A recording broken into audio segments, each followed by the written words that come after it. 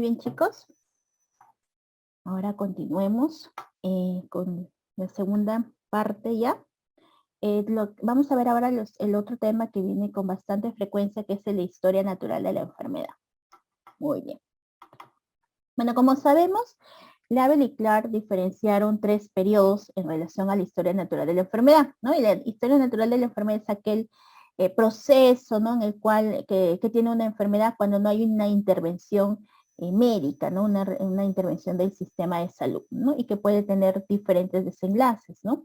Y son 3 los periodos que se diferencian. A ver, en el chat me podrían escribir cuáles son los 3 periodos de una enfermedad según Label y Clark. El primero va a ser el periodo prepatogénico, ¿ok? Luego sería el periodo patogénico.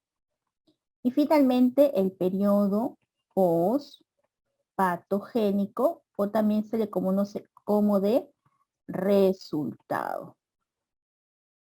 Muy bien. Ahora, en el periodo prepatogénico, ¿qué es lo que pasa, no? Como siempre digo, ¿no? Hay 3 actores que intervienen aquí de forma activa, ¿no? Que forman la tríada ecológica, ¿no? El primero es el agente, ¿no? Luego es el huésped y finalmente es el ambiente. Ahora, entiéndase que esta triada se conformó, se concibió cuando inicialmente, ¿no? ¿Cuáles eran las enfermedades más prevalentes? Las enfermedades infecciosas, ¿no? Las transmisibles. Entonces, básicamente hacían mención al agente biológico, ¿no? Pero ya hemos visto luego que hay enfermedades no transmisibles, pero que hay agentes también que intervienen. Por ejemplo, aquí, bueno, entre los agentes tenemos el agente biológico, ¿ok? El agente físico. En el agente biológico aquí tenemos, por ejemplo, los virus, las bacterias, los hongos, ¿no? En el agente físico aquí, por ejemplo, tenemos los ruidos, ¿no? El ruido, ¿no? En el caso de los trabajadores, los obreros, ¿no? En donde están constantemente expuestos a ruidos intensos, ¿no?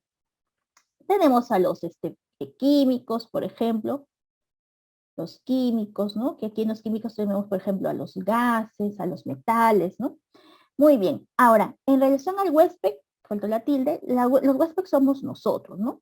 Y el ambiente no se refiere, chicos, solamente al aire, ¿no? Al agua, no. No solamente aquí nos restringimos a lo que es el agua o el aire, nos estamos hablando además de otros temas, otros factores del medio ambiente, ¿no? O del ambiente en general, del entorno. Aquí estamos hablando de los factores económicos, los factores culturales,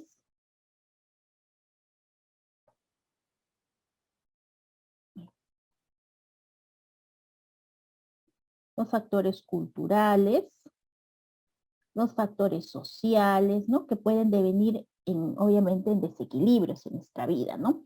Entonces, en el periodo prepatogénico hay un equilibrio entre estos tres actores, entre el agente, el huésped y el ambiente, ¿no? Estamos paz y amor, ¿no? Entonces, las personas están sanas, ¿ok? Ese es en el periodo prepatogénico, ¿ok? Ahora, en el periodo postpatogénico, lamentablemente este equilibrio se rompe, lamentablemente se rompe. Y aquí vamos a ver que ya va a empezar, lamentablemente ya la enfermedad en cierta manera inicia, ¿no? Inicia con una etapa subclínica, en donde no hay síntomas y signos evidentes, y luego ya la etapa clínica. Hay una línea teórica entre la etapa clínica y la subclínica, que es el horizonte clínico, ¿no? El horizonte clínico, ¿no? Aquí básicamente uno, si bien ya la persona tiene la enfermedad, pero tiene que buscar estrategias para poder abordar de forma rápida, ¿no? Las enfermedades. Y luego ya, bueno, hay una etapa subclínica, clínicamente ya definida, y ya pueden ocurrir 3 o 4 resultados, ¿no? Puede ocurrir que la persona se recupere, ¿no? La curación, o puede que la persona de repente quede en una situación mejorada, o sea, no, de repente es que ya tiene diabetes, ¿no? Pero no, ya no tiene cura, pero va a quedar en cierta manera con una condición mejorada. El otro va a quedar discapacitada, de repente tiene un DCB y queda con una discapacidad. Y la otra es la muerte. Esos son los desenlaces que puede tener si es que se deja a su libre de curso una enfermedad, puede que la persona se cure, que mejore, que se quede discapacitada o que muera, ¿ok? Entonces, esas son las tres etapas, algunas preguntas que han venido con esta grafiquita, ¿no? Según Iliabel y Clark, ¿cuál de estos no corresponde a la historia natural de la enfermedad, ¿no? Y ahí la alternativa era periodo de infectividad, ¿no? Porque no tiene nada que ver aquí el periodo de infectividad, ¿no? Aquí mencionaban entre las alternativas periodo prepatogénico, horizonte clínico, subclínico, postpatogénico, ¿no? Entonces es importante que ustedes conozcan cuáles son los elementos porque ese ha sido alguna vez motivo de pregunta, ¿ok? Pero ¿por qué, doctora, tengo que conocer la historia natural de la enfermedad, ¿no? O sea, ¿qué importancia tiene? ¿Por qué es importante conocer la historia natural de la enfermedad? Porque yo voy a poder conocer estrategias para poder yo abordar, ¿no? O prevenir que las personas se enfermen o si están enfermas para poder abordarla de forma oportuna y poder recuperar a su estado de salud o reinsertarlos en el ámbito social y laboral, ¿ok? Y para esto existen los niveles de prevención, ¿ok? Los niveles de prevención. Aquí tenemos a la prevención primaria en el caso de en la etapa prepatogénica, que la prevención primaria básicamente su objetivo es disminuir la incidencia de la enfermedad a través del control de sus causas y de sus factores de riesgo. O sea, yo quiero que mire, esta armonía que ustedes ven en el triangulito, yo quiero que esa armonía siga, persista. Y para eso obviamente tengo que hacer diferentes estrategias con el objetivo de que las personas sanas sigan siendo sanas, es decir, disminuya la incidencia, ¿no? ¿Qué es la incidencia? Acaban de tener la clase con el doctor Vladimir. La incidencia son casos nuevos, ¿no? Entonces yo no quiero que aparezcan casos nuevos, no quiero. Entonces yo hago todas las estrategias para que las personas sanas sigan estando sanas, ¿ok? Y entre las diferentes estrategias, aquí por ejemplo tenemos a la vacunación, al uso de preservativos para prevenir las enfermedades de transmisión sexual, tenemos por ejemplo los programas educativos para enseñar cómo se transmite el dengue, el control de riesgos ambientales, la señalización de zonas de riesgo, ¿no? Estos son por ejemplo algunas medidas. En el caso de COVID, a ver, no sé si me pueden escribir en el chat, ¿cuál creen que es una medida de prevención primaria para el caso de COVID? ¿Qué estrategias son adecuadas para evitar que haya más casos de COVID, para que las personas sanas sigan estando sanas? Muy bien, Luis me dice el uso de la mascarilla, claro, el uso de la mascarilla, Pilar me dice el distanciamiento social, ajá, muy bien, el lavado de manos así es Julio, Roger me dice las medidas de contención, que eso imagino la medida de confinamiento, el uso del alcohol, ¿no? El alcohol, no el alcohol, sino el alcohol para lavarse la mano, exacto, la vacuna, muy bien, exacto. Todas esas son medidas de prevención primaria, ¿no? Para evitar que hayan casos nuevos de COVID, ¿ok? Muy bien.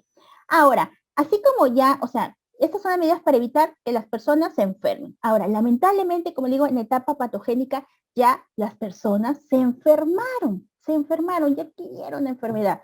Pero por eso yo no me voy a desatender como sistema de salud, ¿ok? Entonces yo tengo que hacer medidas para poder recuperar a esas personas, ¿no? Para que esas personas poder primero que nada hacer un diagnóstico precoz y un tratamiento oportuno, ¿ok? ¿Y con qué objetivo? Sobre todo en el caso, esto de disminuir la prevalencia, es en el caso sobre todo de las enfermedades transmisibles. ¿Por qué? Porque esta persona que ahorita está enferma, si yo le hago un diagnóstico precoz y un tratamiento oportuno, puedo curarla, ¿no? Y entonces va a dejar de ser una estadística, ¿ok? Porque prevalencia es casos nuevos y casos antiguos, ¿no? Yo quiero que deje de existir ese caso, ¿no? Que esta persona que ahorita está reportada estadísticamente como un caso, se cure y ya deje de ser un caso y vuelva al ámbito de los sanos y por eso yo lo que busco es disminuir la prevalencia, ¿ok? Entonces, ese es el objetivo, disminuir la prevalencia y a través del diagnóstico precoz y el tratamiento oportuno, ¿no? Un diagnóstico precoz en etapa subclínica y el tratamiento oportuno en etapa clínica. Y aquí tenemos, por ejemplo, algunas estrategias, ¿no? La campaña de detección precoz del cáncer de mama, el Papá Nicolau, ¿no? La prueba de talón para los recién nacidos, ¿no? Los diferentes programas de cribado, los exámenes, exámenes médicos ocupacionales, ¿no? De forma anual, las instituciones, las empresas tienen que hacer evaluaciones médicas a sus trabajadores para detectar de forma oportuna alguna enfermedad ocupacional o profesional. Por ejemplo, ¿no? Los obreros, ¿no? Los obreros que están constantemente de repente una máquina, ¿no? En donde hay constante ruido y le hacen su audiometría de forma manual. Y están detectando ya en las audiometrías que está teniendo cierto grado de hipoacusia. Entonces lo que tengo que hacer es cambiarlo de lugar, ¿no? De repente, primero, ¿qué pasó? No está usando los audífonos, tiene que usarlos, y si los usa, entonces ya tengo que reubicarlo a otra zona de trabajo, ¿no? Es para evitar, ¿no? Abordar de forma pronta, oportuna, con el diagnóstico oportuno, el diagnóstico precoz, poder abordar y tomar cartas en el asunto, y ya luego el paciente no quede sordo, ¿no? En donde ya no haya mucho que hacer, ¿ok? Muy bien. Y el tercer nivel de prevención es el de prevención terciaria. Aquí la persona ya sufrió el daño, ya sufrió la noxa, ya sufrió el DCB, ya sufrió el infarto, pero yo tengo que hacer medidas para disminuir las secuelas, ¿ok? Las secuelas, las discapacidades y mejorar la calidad de vida de la persona, ¿ok? Aquí tenemos a las terapias, ¿no? La BEDEC es la rehabilitación, ¿no? Eso fue una pregunta, ¿no? Una vez, ¿no? ¿Cuál de estos corresponde a prevención terciaria? Y la respuesta era rehabilitación, ¿ok? Muy bien. Entonces aquí tenemos la terapia física, la terapia respiratoria, por ejemplo, ahorita en caso de COVID, en caso de tuberculosis también, el programa de pie diabético, la rehabilitación postinfarto agudo de miocardio posictus, tomar beta-bloqueador, extracción infarto de miocardio para evitar las complicaciones del mismo, ¿no? Está viendo una pregunta. Estos que están en rojito son los que vinieron alguna vez en un examen, ¿ok? Entonces, es importante, no es que porque el paciente ya tuvo el DCB, ya bueno, ya piña, ¿qué se va a hacer? Pues, ¿no? Porque no se cuidó antes. No, no, no. Yo tengo que buscar estrategias para disminuir las secuelas y las discapacidades y reinsertarlo, incluso de ser posible en el ámbito laboral, ¿ok? Muy bien. Ya vamos a hablar un poquito más en las preguntas del nivel de prevención. Justo aquí, a ver, vamos a ver. Ajá, dicen, ¿a qué nivel de prevención corresponde la búsqueda del sintomático respiratorio? A la prevención primaria, terciaria, primordial, secundaria, cuaternaria, secundaria. ¿Cuál es la respuesta? ¿Cuál creen que es? La búsqueda de un sintomático respiratorio. ¿Por qué creen ustedes que están buscando un sintomático respiratorio? La búsqueda de un sintomático respiratorio. ¿Por qué creen que están buscando los sintomáticos respiratorios? Muy bien. Es la alternativa, como muy bien ha puesto Julio y Milagros, es prevención secundaria. ¿Ok? Es prevención secundaria porque yo estoy tratando de hacer un diagnóstico precoz y un tratamiento oportuno. ¿Ok? Tratamiento oportuno, ¿no? Un diagnóstico precoz y un tratamiento oportuno, ¿no? Por eso es que yo estoy buscando los sintomáticos respiratorios para ver si, por ejemplo, en caso de tuberculosis, ¿no? Y en caso de COVID, ¿no? Para poder yo hacer las pruebas diagnósticas de forma oportuna y pueda detectar el caso de forma oportuna y obviamente ya le doy el tratamiento de forma oportuna y pueda recuperarse, ¿no? Muy bien. Ahora, chicos, aquí ustedes dicen, doctora, aquí menciona otro nivel de prevención. Me están mencionando primordial y me están mencionando cuaternaria. No sé, de repente podría explicarnos a qué se refiere. Claro. Muy bien, primero la prevención cuaternaria, ¿no? La prevención cuaternaria es aquella prevención cuyo objetivo busca disminuir los perjuicios, miren así es el nombre, los perjuicios del sistema de salud. ¿Ok? Busca disminuir los perjuicios del sistema de salud. Por ejemplo, ¿no? Tenemos aquí a la sobremedicación, ¿no? La sobremedicación. Esos colegas, ¿no? Que de repente llega un paciente con una infección respiratoria de probable etiología viral y lo bombardean de antibióticos endovenosos todavía, ¿no? Esas son las estrategias que yo haga para evitar que mis colegas realicen esas actividades. Yo, por ejemplo, como jefa del establecimiento de salud, a través de charlas, inclusive hay una política nacional de medicamentos en donde se establece, ¿no? Que debe haber un uso racional de los medicamentos, ¿no? Siempre con una base científica, ¿no? Obviamente. O el uso excesivo de métodos de diagnóstico, de laboratorio o de imagen, ¿no? De repente el paciente llega por una patología que solamente puede tratarse con una, o determinarse el diagnóstico que sea con una radiografía, y le pides resonancia, le pides tomografía, con contraste, sin contraste, todo lo que se te ocurra, ¿no? O el diagnóstico de laboratorio, ¿no? Solamente puedes pedir una batería mínima y tú, le pides todo, ¿no? Y ahí muchos chicos hay que ver también la parte ética, ¿no? A veces espero que no ocurre con mucha frecuencia, pero a veces llegan laboratorios o casas de imágenes, ¿no? De diagnóstico de imágenes y le dicen, doctor, si usted indica, le vamos a dar el 10% de todo lo que usted indique, ¿ya?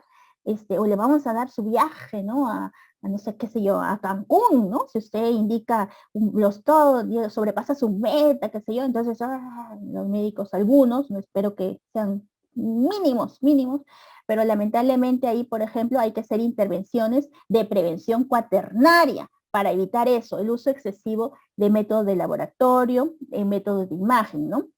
Y además la sobremedicación, ¿no? Entonces, es muy importante, aquí tiene que ver mucho, por ejemplo, qué intervenciones evitarían o en cierta manera evitan o buscan evitar que ocurra esto. Por ejemplo, las guías de práctica clínica, ¿no? Las guías de práctica clínica buscan estandarizar procedimientos de diagnóstico y de tratamiento, ¿ok? Por ejemplo, también las capacitaciones, que yo pueda hacer capacitaciones, charlas de concientización a los trabajadores, a los profesionales, para evitar estas conductas. Eso es prevención cuaternaria, ¿no? Actividades para poder disminuir los perjuicios propios del sistema de salud, ¿ok? Mucho también tiene que ver aquí lo que es la seguridad, ¿no? La seguridad del paciente, ¿no? Evitar, por ejemplo, que el paciente se caiga a través de protocolos de prevención de caídas, de úlceras de presión, ¿no? Todo eso es prevención cuaternaria, tiene mucho que ver con la seguridad del paciente. Y la prevención primordial es aquella prevención a nivel macro, a nivel país, a nivel de leyes, de políticas.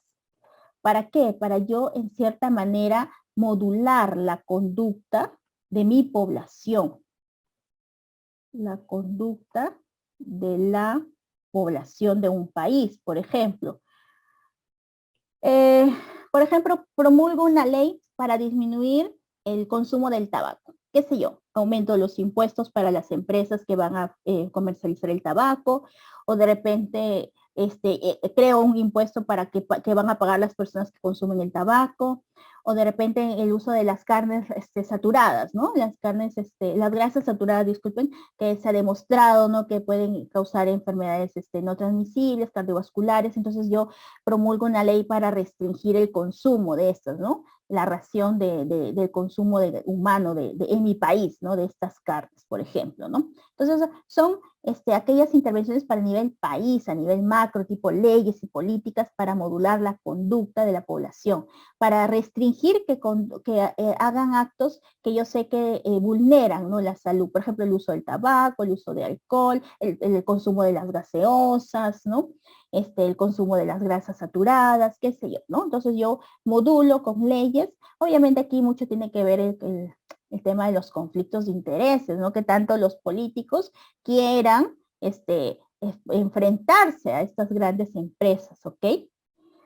El toque de queda de la pandemia. Claro, este sería porque fue a nivel de todo el país, ¿no? A nivel de todo el país, inclusive salió un decreto de urgencia, ¿no? No me acuerdo el número de decreto de 084, creo que salió un decreto de urgencia en donde había un toque de queda, ¿no? Inclusive el 15 de marzo esas medidas que se acuerdan se adoptaron en donde cerraron fronteras, ¿no? Es una prevención primordial, ¿no? Pero más que todo son, claro, porque aquí lo que se trata de modular es la conducta, ¿no? En este caso nuestra conducta era salir de nuestras casas, una conducta tan habitual, ¿no? Muy bien, esa es prevención primordial. Otra cosa, chicos, que me había olvidado de mencionarles en la prevención primaria,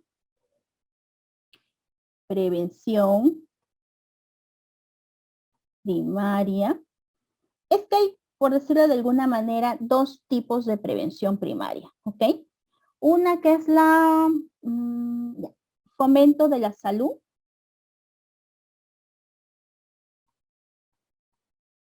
que también se le conoce como prevención poblacional,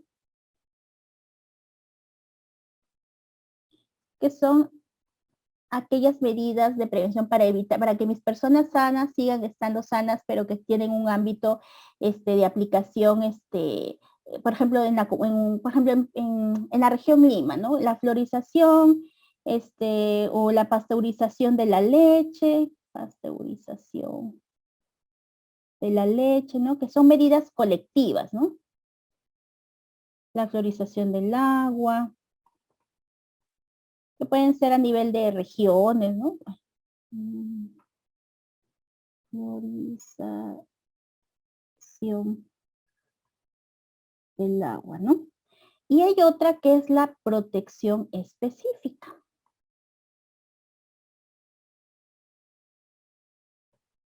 La protección específica, que se le conoce como prevención selectiva. Prevención selectiva. ¿Okay? Aquí es prevención poblacional, el fomento de la salud, y la protección específica es prevención selectiva. Que aquí son medidas, por ejemplo, las vacunas, ¿no? La vacuna es una medida de prevención selectiva porque se vacuna para prevenir el COVID, se vacuna para prevenir la TBC, ¿no? Para el uso de cascos, ¿no? Por ejemplo, en el caso de los obreros, ¿no? Para evitar qué sé yo, algún accidente laboral. Por ejemplo, el uso de cinturón de seguridad, ¿no? El uso de cinturón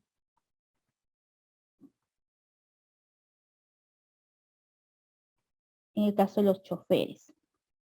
Entonces, para evitar ciertas posibles enfermedades o patologías, ¿no? Que puedan tener las personas, ¿no? Son medidas específicas, protección específica, ¿no? De ciertos daños específicos. En cambio, lo que es fomento de la salud es a nivel local, poblacional, ¿no? De la comunidad, que no me va, o sea, me va a proteger de diferente, ¿no? No solamente de una enfermedad, sino de varios, 2, 3, 4 enfermedades, ¿ok? Muy bien. Entonces aquí, como muy bien habían dicho, la alternativa es la alternativa D. Ahora acá. Varón de 35 años con un IMC de 35, tiene una glicemia de 150, inicia, miren lo que me están diciendo, él está iniciando su tratamiento farmacológico con programa educativo estructurado. ¿Qué nivel de prevención se está aplicando? Primaria, secundaria, terciaria, cuaternaria. Es un joven de 35 años con, bueno, sí, está obesito, tiene su IMC de 35 y tiene su glicemia de 150. Pero bueno, está iniciando ya su tratamiento, ¿no? Se ha hecho su diagnóstico y está ya haciendo su tratamiento farmacológico, además con un programa de educación. ¿Cuál creen que es la alternativa correcta, chicos? Wilson dice, es la alternativa B, doctora. Muy bien, es la alternativa B, así es. Muy bien, Luis, es la alternativa B, ¿no? Porque dijimos, prevención secundaria, diagnóstico precoz y tratamiento oportuno. Él ya está iniciando su tratamiento, ¿no? Está iniciando, a él no le ha dado su DCB, no le ha dado un infarto, ¿no? Él está recientemente, se le ha diagnosticado, ¿no? Bueno, está obeso, tiene su glicemia 150, entonces ya está iniciando su tratamiento farmacológico y además su programa educativo correspondiente. A ver aquí, chicos, esta es facilita, ¿ya? Papayita, a ver. En la prevención de la transmisión de tuberculosis pulmonar, el uso de mascarillas, cubrirse la boca y la nariz al toser, estornudar o reír, es un nivel de prevención que es primaria, secundaria o terciaria, no se pasen, eso es facilita, ¿no? Es prevención, muy bien, Wilson, Berioska, es la prevención primaria, ¿ok? Ahora, a propósito, en el año 2013 salió una norma técnica de tuberculosis pulmonar, la cual aquí me establecen de forma muy, muy detallada. Esta es la norma técnica del año 2013 de tuberculosis. Igual voy a pedir en la plataforma que la coloquen, en donde me diferencia de forma muy bonita las diferentes estrategias de nivel de prevención. Igual están buenas en este slide que pueden ustedes hacer la captura de pantalla, ¿no? A ver, primaria. Primaria es para evitar la infección, ¿no? Por el bacilo de la tuberculosis en la población expuesta, ¿no? Y aquí tenemos, por ejemplo, información y educación, las medidas de control de infecciones, la ventilación natural, además las diferentes medidas para control de infecciones, ya sea de control administrativo, ambiental, de protección respiratoria, ¿no? La vacunación también, el control de infecciones y de bioseguridad. Todas esas medidas son para evitar que las personas se infecten, ¿no? Ahora, en la prevención secundaria es aquella persona que ya pues tiene la tuberculosis, pero yo quiero hacer un diagnóstico precoz y un tratamiento oportuno a través del estudio de contactos, que recuerdan que fue una de las preguntas, y la terapia preventiva con isoniazida en personas con diagnóstico de tuberculosis latente, ¿no? Que aquí estamos hablando específicamente de la quimioprofilaxis secundaria, ¿no? La quimioprofilaxis secundaria es aquella que evita que las personas infectadas desarrollen la enfermedad, ¿ok? Entonces aquí en la norma técnica me hablan de la quimioprofilaxis secundaria, ¿ok? Muy bien, y la prevención terciaria que tenemos en la rehabilitación respiratoria y la rehabilitación laboral, ¿no? Por si acaso ahí anótenlo, apréndenselo por si acaso, pero eso es facilito, igual la respuesta era muy fácil de responder. A ver acá, en un centro de salud se modificó la infraestructura para obtener más consultorios. 6 meses después se reportaron trabajadores del centro con tuberculosis, ¿ok? ¿Cuál de las siguientes es la medida de control ambiental que se debe implementar? ¿Cuál creen? A ver, me dicen que es un centro que se modificó la infraestructura, pero sin embargo 6 meses después se reportaron trabajadores del centro que tienen tuberculosis. O sea, la infraestructura, qué sé yo, era así, también ventanas, ventanas, ventanas, y cada uno con su consultorio. Pero, ay, no, yo necesito más, y lo hicieron así. Entonces, aquí lamentablemente dicen que al modificar la infraestructura se incrementaron los casos de tuberculosis. Entonces, ¿cuáles las siguientes medidas de, y ahí dicen control ambiental, todavía me mencionan, el medida de control ambiental, como muy bien escribió Berioska, Wilson, es la alternativa A, ¿no? Maximizar la ventilación natural, ¿no? Porque probablemente al hacer esto, estos ambientes no tenían ventilación y obviamente, lamentablemente ahí se incrementó el índice, ¿no? De trabajadores con tuberculosis pulmonar. Por eso es que la alternativa correcta, como escribieron sus compañeros, es la alternativa A.